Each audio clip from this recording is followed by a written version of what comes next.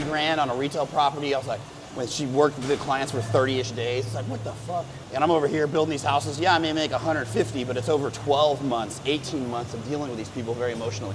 So I was like, I need to learn more about real estate investors, because builders, it's like sexy. You got the fucking big cedar sign.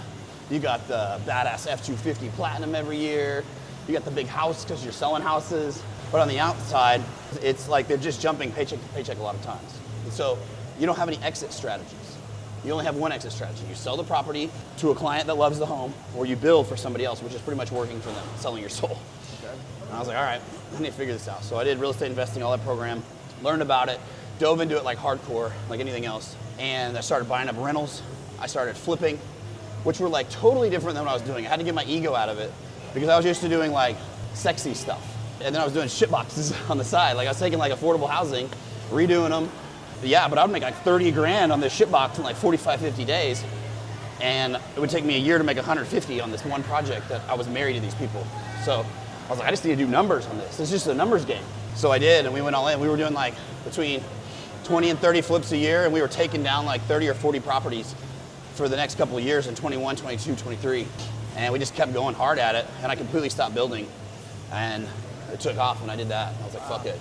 And then I saw the online space, and I was like, man, I want to know how to monetize online. Like I see the ability here. I see this would be really cool to bolt on. At the time I was looking at real estate guys, because that's what I was in. I was like, well, real estate guys, like they're selling these real estate courses, these education. I'm like, dude, I fucking bought into one. It helped me.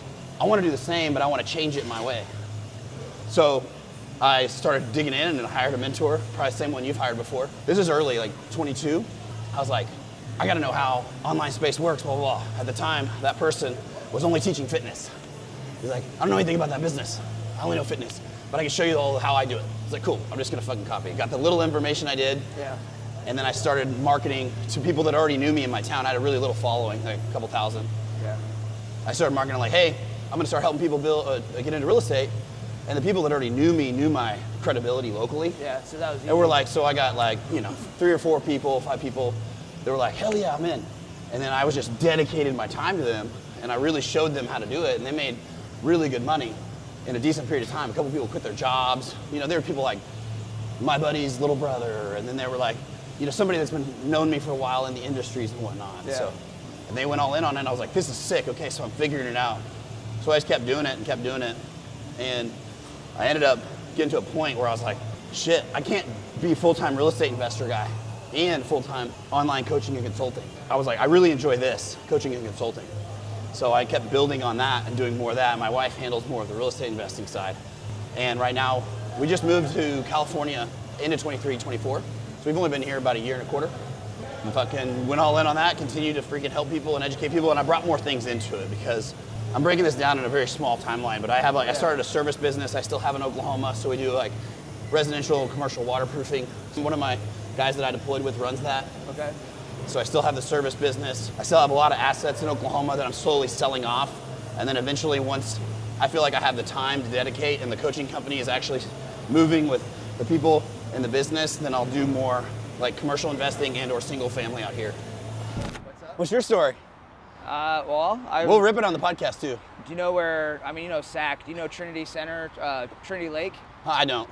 So 3 hours north of SAC. Okay, yeah. That's where I grew up. I grew up, it's like a town of like 300 people. More country, bro. 300 people. My sister lived in SAC for a little while and I visited her. Yeah, so. I was like, this is kind of like Oklahoma. You ever heard of Shasta? Yeah. So in between Sacramento and Shasta. One of my investor buddies does VRBOs in Shasta and like fucking says to Honey Hole. Shasta's beautiful. Yeah. And it's a lot more, like I said, country. It's like fucking far from here, bro. It's like 13-hour drive straight north. Yeah. That's still like that to me. Fucking hate driving. I'm like, is there a flight? It's such a time waste. Unless your intentions are to drive. Yeah. Like if you're like, we're gonna go and drive the coast. Yeah. Yes. Then I got my head in it. We made a mistake a couple times of renting RVs. My buddies and I would rent RVs, everybody and their family in their RVs. We'd rent them because I was like, I'm not gonna buy one yet. And I put the kids in there and shit. They did nothing but fight in a bigger vehicle. And I was like, fuck this. Never getting a fucking RV. Alicia and I looked at each other like, this is not for us. I'd rather stay at the fucking hotel. Me and my wife met in Iraq. No shit? Yeah. She in the army? She was like basically admin. Yeah? Yeah, like did the HR stuff. Yeah? and I was like coming in and off mission, and I started seeing her around and stuff. Yeah. You know, locked in, kept pursuing her and shit. Hell yeah, dude. Where were you at in Iraq? I was in Tikrit. Okay. Spikert. Is that down south? By It's like Baghdad? It was like maybe 2 hours north of Baghdad. Okay. About 5 hours south of Mosul. Where were you from, Ramadi? Ramadi was like 3 hours. South? North. But it's basically that MSR Tampa. It was a town that they found Saddam in. Oh, no shit. Okay, That's Tikrit, the same, yeah. Tikrit. So it's the same base that they found him at. That's tight. Yeah, but I came in the military with a shovel. I was an engineer when I came in. Yeah, and then I did that deployment. I didn't like being on the defense, so I switched gears and then, you know, got a gun and a grenade, you know. And You went on it though. You went Ranger Battalion. yeah, and then officer, yeah. So That's I finished. sick. You're a Mustang? You went enlisted to officer? Mm-hmm. That's cool. Yeah, finished as a commander. Damn. And then I got out in 2020. Damn, okay. So it's a long run. Yeah, you hadn't been out that long, technically. I mean, it feels like it. Yeah. I was talking to my buddy the other day. He's like, did you realize it's almost been 20 years since we got back from Iraq? I was like, I know. holy fuck. I know, that's crazy, huh? I was like, that's more time than before I lived, before getting in the military. I know. Makes me feel old, bro. What brought you to Florida? My last assignment was in Colorado Yeah. in the Army. And so when I got out, I stayed there for a couple years. And then I just business was running smooth. I'm training every day, making money while I'm training. And I was like, this is great. But I just felt like I was plateaued and I didn't have the entrepreneur network that I needed. So I fucking burned everything down and I was like, we're going to Florida to, Just picked it up. yeah, just destroyed She's everything. like, I'm in. Yeah. I know, I was talking to my wife about it. I think we get addicted. Maybe it's just our adventurous spirit, or especially I think it was there before the military, but then getting in the military just solidified it. But I can't stay fucking locked into a house for more than a couple of years. I get fucking bored, bro. I want my life to change, or I don't feel like I'm progressing at all. Yeah, it's like as soon as you start feeling it, it's quicksand, you know? It's like it feels all nice and soft. Next thing you know, you're stuck, and it's exactly. Fuck that. Yeah, and you see people that get stuck forever. When you got out of the military, you probably saw buddies that you grew up with doing the same fucking thing. Absolutely, bro. And then you're like, God damn, dude, I've done X, this. And not that it's crazy in some aspects to other military guys' careers, but it's still looking back to the guy that you graduated high school with that said he was gonna do a bunch of shit. It's still at the fucking stage, the same job he hates, and you're like, what the fuck? The same story, too. He's scared of getting stuck. Yeah, same story, same excuse. Story, yeah. National Guard unit. Yep. When I got out, and my wife, I'd met her, I was dating. She's like, I didn't sign up for that. She's like, I don't want to be married to somebody that's in the military, it's gonna be gone. Because I was gonna have to do school for almost 2 years compounded. And she's like, nah. So I said, all right, I had made a decision. I was like, I'm not gonna do it. I didn't enlist, and that's, honestly, I looked look what happened, success-wise, I would have probably stayed in just because it was comfortable and it would have been badass. I respect her saying that. I do too, because instead of being I told her that the other day, we watched the fucking Chris Kyle movie again because it was on Netflix. Yeah. And I was like, dude, I really appreciate you saying that instead of resenting me the entire time we're married and we fucking deploy. Yeah, not speaking up. And yes, just being bro, 100%. So 62 cals to the pull-up bar, 62 burpees, 62 pull-ups. And at any point in time we start overstepping each other, we'll just dart over to this one over here. Cool. To get the pull-ups. But yeah, back-to-back cardio. Fucking A. And then once the pull-ups are done, we finish with 62 cals. All right. All right? All right. Yep. Hold on, real quick. You think you'll be able to make it through? Fuck yeah. I'll make it through. It doesn't mean that I won't die, but I'm gonna give a fuck. Yeah, we'll try to keep it together, but if you're sucking too bad, you gotta just break it up. Yeah, we'll break it. Yeah, you just gotta break it up, but you just don't fucking stop. Yeah. If it takes us 2 hours, it takes us 2 hours. Take it fucking 30 minutes, it takes 30 minutes. Yeah, exactly. Doesn't matter how long.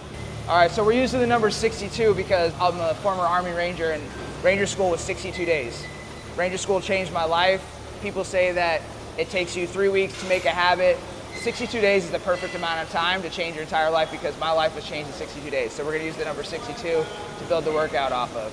Let's get it. So the YouTube title is Marine vs. Ranger, bro. That's the fucking YouTube title.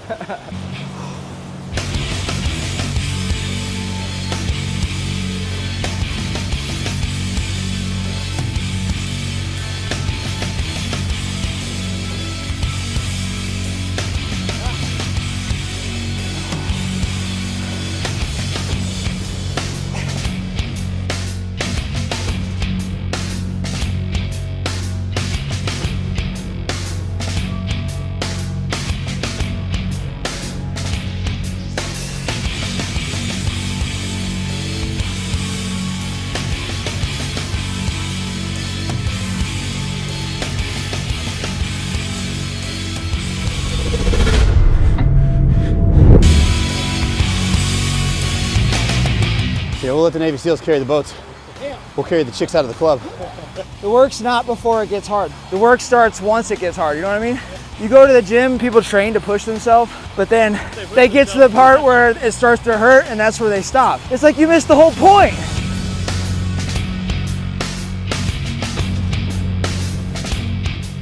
This is how he built his companies. This is the mentality where his companies are built. People don't get to see this shit. He's all nice and great on the outside, but right here, look at this strength. You can see how much strength he has inside of him. It don't matter what it is, just do it. No matter how long it takes. Compare yourself to other people too. It's not your play. You may be doing fucking 1,000 burpees a day, I don't know. I'm still just gonna keep going, man.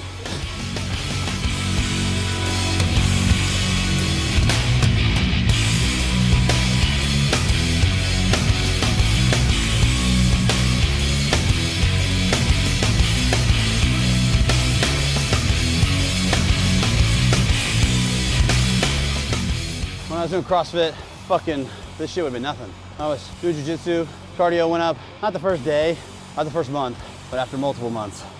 Same with muscle growth. If you want to grow muscle, you work on growing muscle mass, your cardio is going to go down. Your run time is going to go down. Your mobility is going to go down. And when you work on the other, you're just constantly building on yourself and your body for what your objective is. So it depends on what your objective is. Aesthetics looks totally different than somebody that can fucking tap you out in 2 seconds, you know? I try to, yeah. I try to push myself, especially on Saturdays. I have this thing called Suffering Saturday. Everybody like makes excuses all the time. We're all guilty of it, right?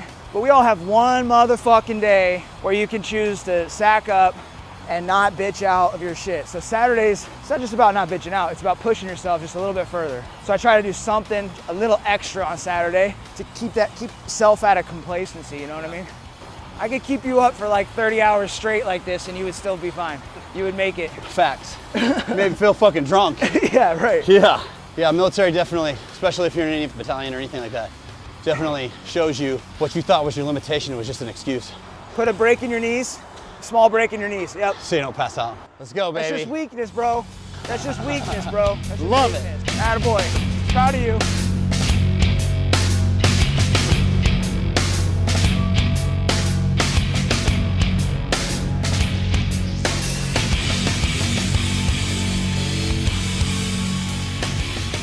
This is mindset training. This is actual mindset training. Mindset training isn't like reading books and fucking reading about other people doing hard shit. This is actual mindset training. You know when I know where my tank's at too right now. Yeah, you know when it's time though. Know where my weak points are right now. Yeah. Nice and controlled but hit it. Intense but controlled. Intense focus on the breathing, pushing the pace with your muscles. You know the drill. There it is. Yeah, bro. Good work. Good fucking work. Get it done. Yeah. Even when it's hard, baby. Just gotta get it done, you know? It's always good to have somebody that's definitely better than you at certain ranks in the realm or at the time push you, man. That's what it's about. But people that are gonna push you in the right direction. That's a lot of cardio. More cardio than old Hancock's done in a long time. Long time. I went to school in Pomona. Were you out of the Army at the time or you were just on a VA? I did a green to gold program. Oh, okay, so you're still in. Yeah, like part-time. So it was like on reserve status. Yeah. And you were at school? I was in school, but I was in the ROTC program. So when you went into Rangers, were you an officer? Yeah. Okay. I went to Hawaii. My commander ended up being from regiment. And he was like, hey, you should check this out. You should go. Yeah. I had a really hard time. Like, I didn't have very much confidence. I had a lot of self-doubt. From getting it after when you got into there? Well, like before I joined the military, I was just a loser. I quit on myself after high school. I was like drifting, drinking by like noon and just wasting my life, you know? And then I joined the military because I got sick and tired of it. But I didn't pick a job that I was really passionate about. I just became an engineer because I thought it made sense. And then when I deployed, I was like, I had the Warriors call. I was like, shit, bro, like I should be doing that. We had an officer in our unit that was killed. That was like a wake up moment for me. I was like, goddamn, like, life's fragile, man. You got nothing to lose, bro. Exactly, bro. So one of my mentors that pushed me into being an entrepreneur, I told you I had met him at the gym, right? And I was like, I got out of the military already, and I was like, well, what if this happens? What about bankruptcy? What about debt? What about, you know, if I get sued? All these things I had in my head, like my dad was telling me too as a kid, like from him having businesses. He's like, bro, didn't you just get back from Iraq 3 years ago? And I was like, well, yeah, like that's the fuck yeah, I don't care. He's like, so tell me, what's the worst case scenario? What's gonna happen? And I was like, well, fuck, I guess I moved back in with my parents. Like, I mean, they're fucking cool. Like, the worst case I get to do there. He's like, okay. He's like, fucking, what's the problem, bro? Get started. And I was like, God damn. Like, that was some perspective, bro. I didn't have that perspective, even though I went to Iraq and been in the military, I'm in the fucking combat. Truth is like the modern man is just afraid of losing his comforts. Yes, what happens is it's not fear really of failing, it's fear of failing in front of other people and then them fucking judging you for it. Okay, so what happens? You go broke, so what's the worst thing? Then you have to go get a different job? I asked him this. He said, oh, I've gone bankrupt. And I was like, whoa, everybody's like, oh my God. And he goes, yeah. He goes, I was able to be a multimillionaire in half the time because I already knew what not to do.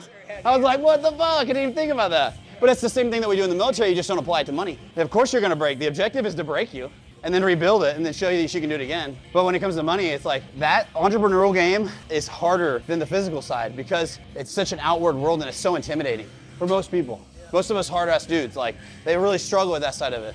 Like in the military, you are responsible for people sometimes, like when you work your way through the ranks. In business, you got mouths to feed, right? You got your family, your wife, your kids. It's a lot more pressure. Even though you may be officer or commander, it's still like more pressure. There's still orders on you from somebody else at that point. But I think really at the end of the day, it's like, it really is just scared of giving up your comfort because it's like, if you go broke, you lose your business. The worst thing that's gonna happen is you're gonna go back to a job that you hate. Yeah, but you can get yourself fucking keep going, bro. You can get yourself back out of it.